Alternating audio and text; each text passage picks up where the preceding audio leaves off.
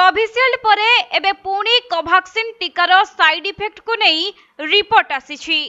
तेबे निकटरे COVID vaccine प्रस्तुत करिथिबा ब्रिटेन कंपनी एस्ट्राजेनेका टीकार साइड इफेक्ट नहीं कोर्ट रे स्वीकार करिथिला। एहा परे सारा विश्व रे हईचई सृष्टि होइथिला। भारत रे भी लोकमानंक मध्य रे भय देखा देइथिला। तेबे एस्ट्राजेनेका बदनाम हेबा परे भारत बायोटेक निजर वैक्सीन कोवैक्सीन को नहीं डिंडिम पिटिथिला। कंपनीर टीका संपूर्ण सुरक्षित, एथिरे कोनोसी साइड इफेक्ट नाही बोली कंपनी प्रकाश करिथिला। हेले वर्तमान बीएचयू पक्षरु होइथिबा गवेषणारु जेउ तथ्य सामना को आसीछि सेथिरे भारत बायोटेक रो दाबी केते सत से नै प्रश्न उठिछि। तेबे कोवैक्सीन टीका नैथिबा 1/3 लोकंक मध्यरे विभिन्न क्षेत्र रे पार्श्व प्रतिक्रिया दैछि बीएचयू, जाहाकु नै गवेषणा रिपोर्ट रे दर्शा जाइछि।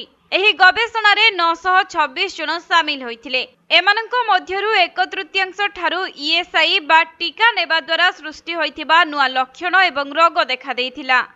तेबे अधिकांशंक पाखरे श्वासक्रिया जनित रोग सृष्टि होइथिबा देखा देइछि। मिलिथिबा सूचना अनुसार जनवरी 2022 रु अगस्त 2023 मध्यरे एही गवेषणा करा जाइथिला।